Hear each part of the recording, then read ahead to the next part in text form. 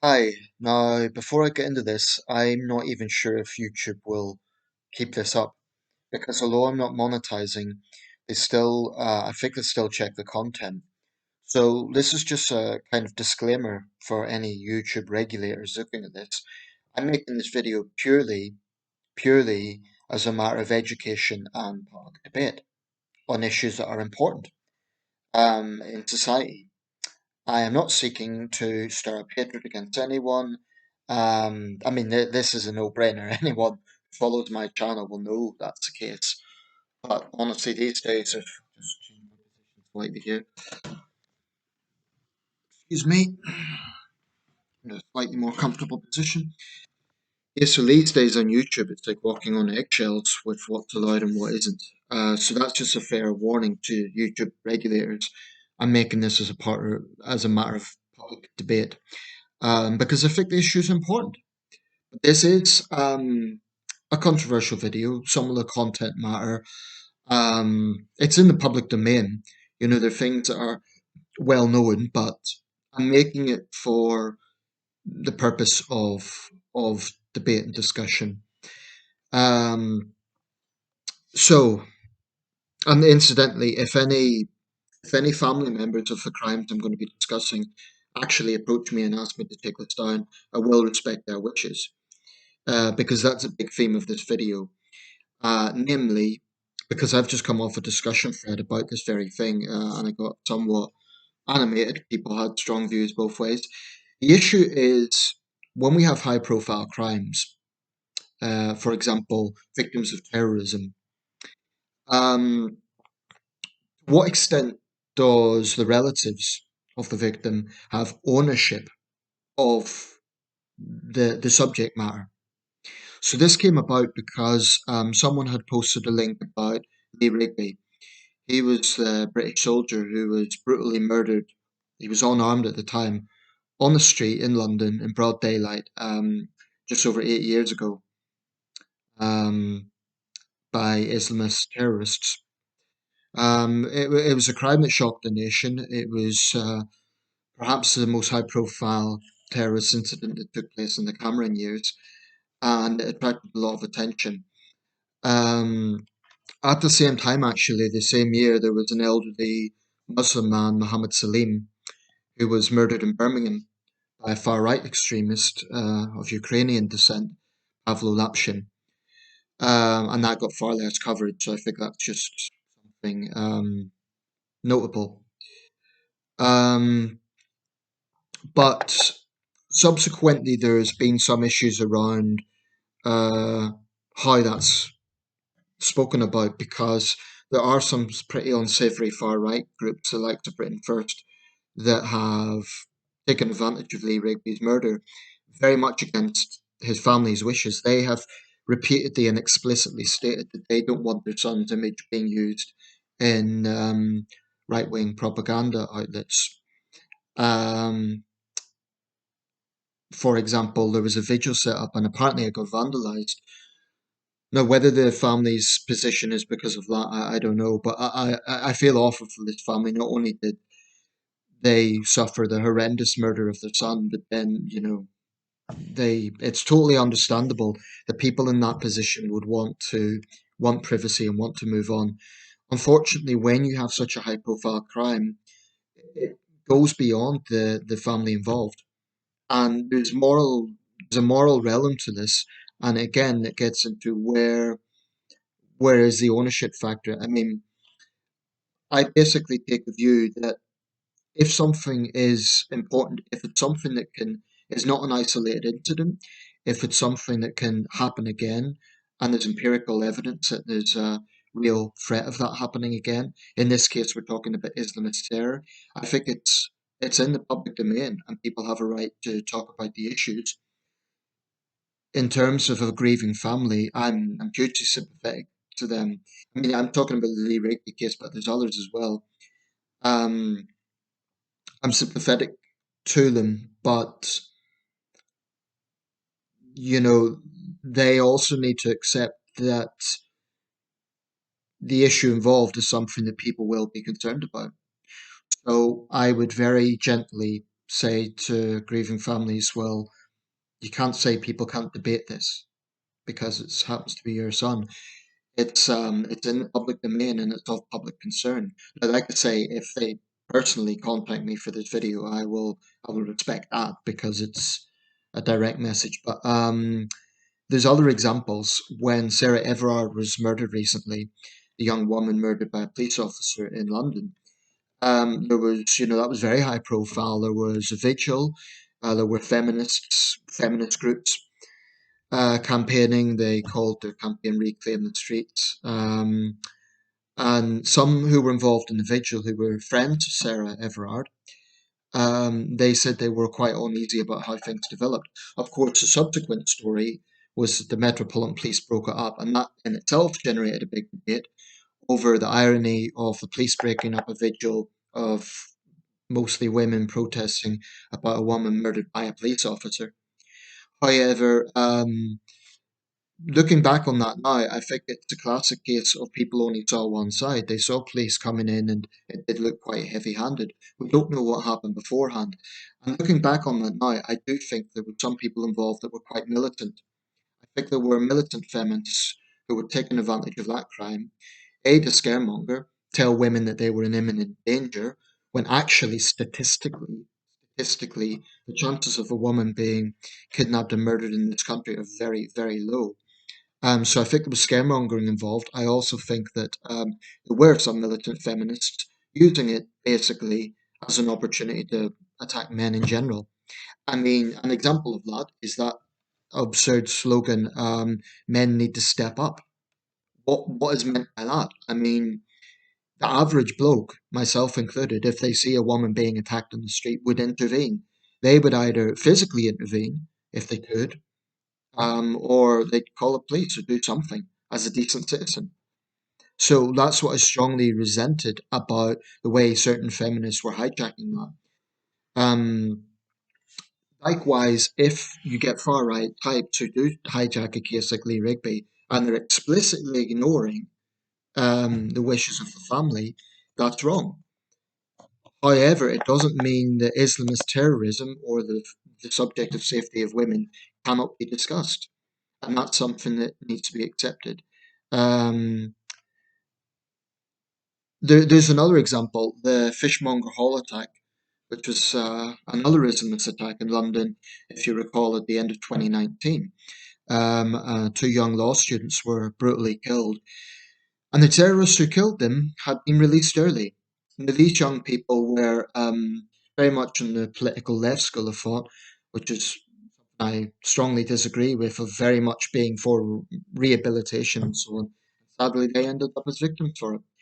Now, Jack Merrick, the young man who was killed, his father spoke vocally against, you know, throwing more and more people behind bars. Yet the public anger in that case was the opposite. It was, why did this guy get released early? So that's another example of, well, to what extent do you respect a grieving relative versus what's in the public interest? And I would argue on that case, the public interest of why was he released early was more important than the grieving father saying we lock up too many people. As a grieving father, his view should be listened to. I disagree with it. I think it's wrong. So this is a difficult territory because it is important always, always to respect the grieving family, always. Um, but I would respectfully say to them that if your relative has been involved in a high profile case, then there is a public interest and you need to accept that there's a public interest because it can happen to other people. So, with all due respect to Mr. Merrick, for example, it's fine saying don't talk about my son's death, but it's by no means the only Islamist attack in this country. So it's legitimate in that case to talk about high profile cases. Um, the key is doing it in a responsible way, which means not, generalizing all Muslims, or in the case of the Sarah Everard situation, not generalizing all men. I remember feminists saying, "Oh, but we're not doing that." Well, calling on all men to step up, this kind of collective responsibility thing. The idea that an average man is somehow responsible for some um, unhinged character who might hate women is absurd. You know, what is an average man supposed to do? If he sees a crime taking place, he can intervene or call the police. But it's simply unrealistic. Men need to step up. What does that even mean? Um, because the vast majority of men, of course, they would be concerned for the women in their life. They don't want their mothers or sisters or girlfriends to be in danger, their wives, female friends. And that's what I saw about that situation that I think was very cynical and pretty shameless, actually, that certain feminist groups took advantage of it to push that agenda. Um, and I said so at the time. Um, but, when it comes down to this thing about, who has the loudest voice isn't necessarily the right voice. I think far too often in this country we pander to the mob. We pander to the idea that because you have vocal protesters, they are the only ones whose opinion matters. When more often than not, the vast majority of the public take a far more sensible middle ground approach. I trust the British people. I think most British people are pretty level headed and they see these things in the light that they should be seen. But there is both hard right and hard left biases out there.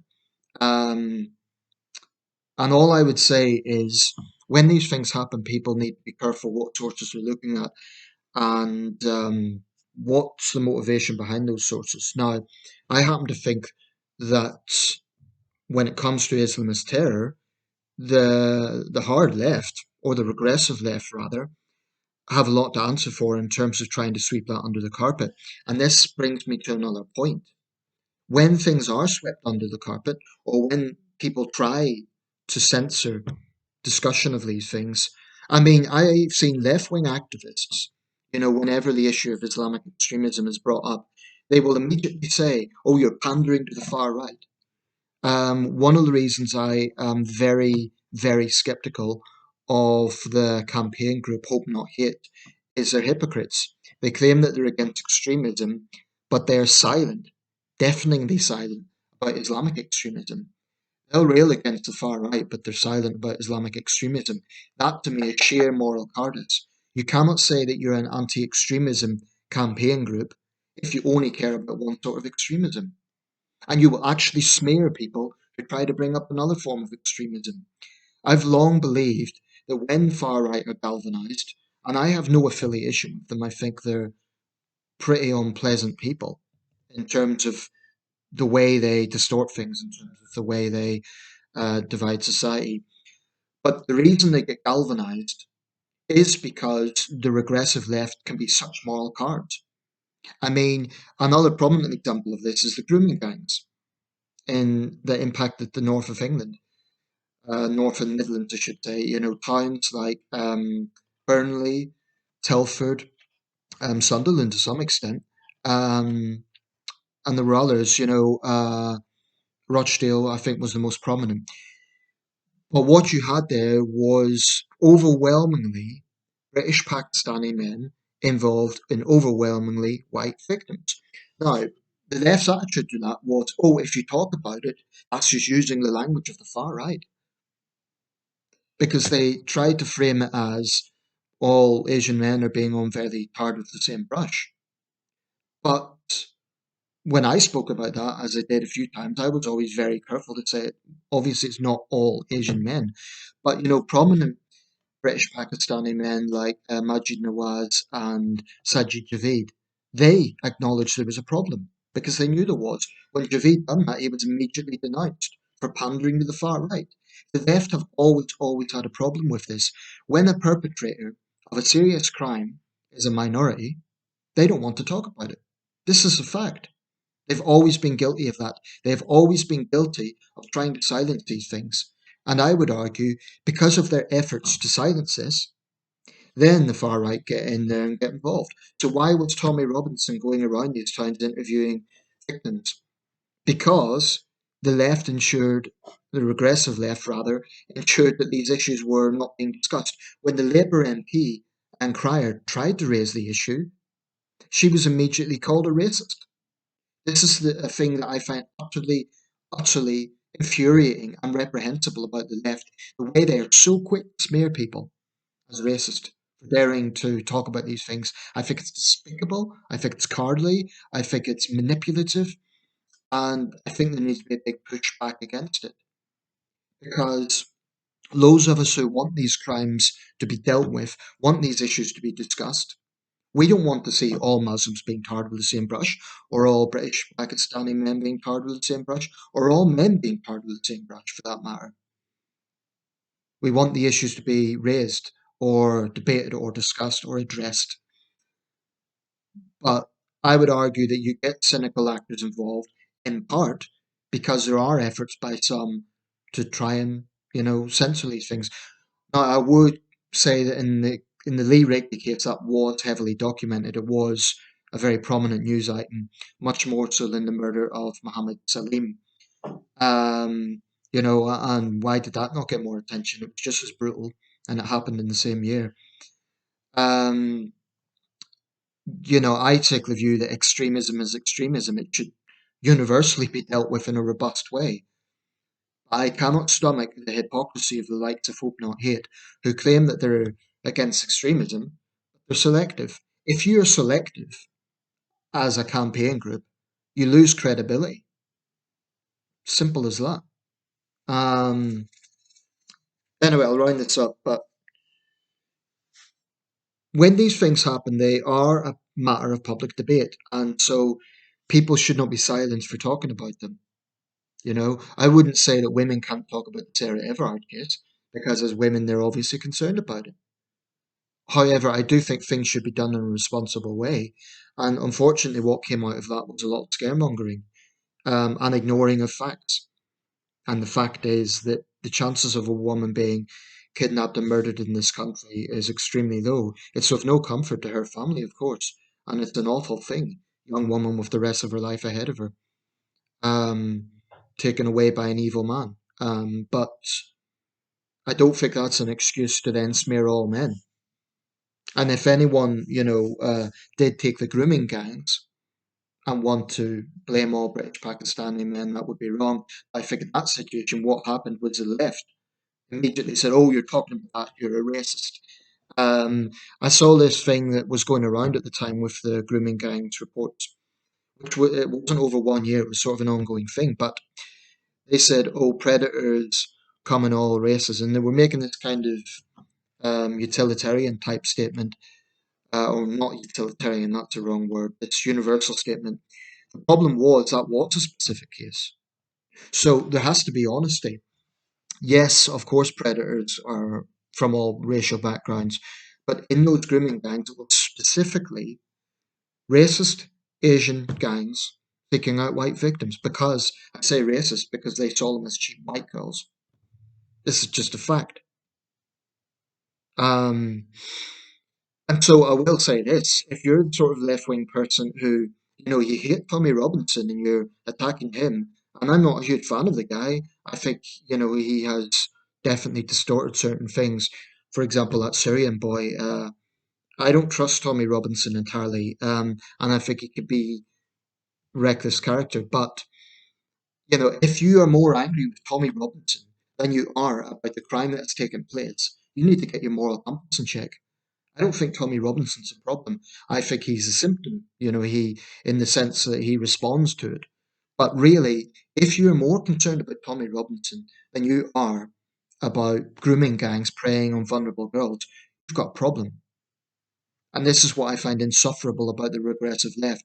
They're absolute moral cowardice. Another example recently, I mean, there's so many examples to go on. The Batley Schools protest. Why was Keir Starmer silent?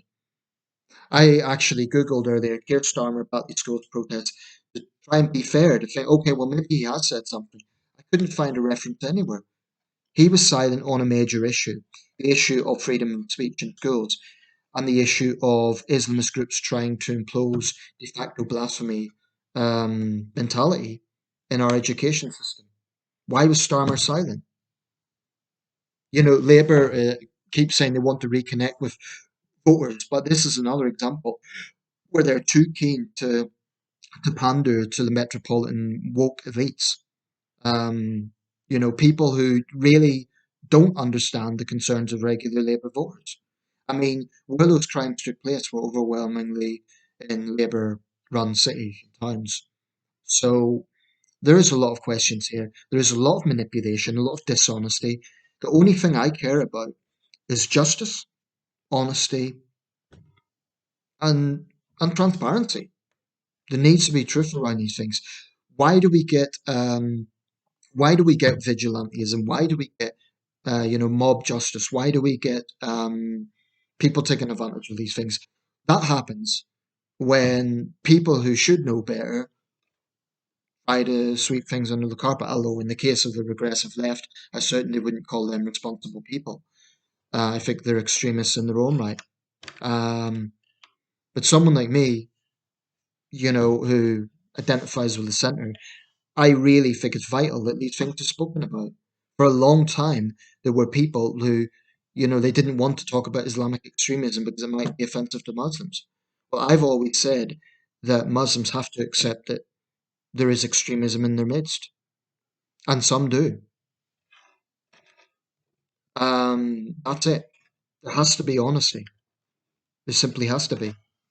Otherwise, these things do get blown up, and it just creates more divisions in society. I think if there is honesty initially, if there is candid debate initially, it gets tackled, it gets addressed. If things are swept under the carpet, it just boils up and resurfaces. Let me know your thoughts.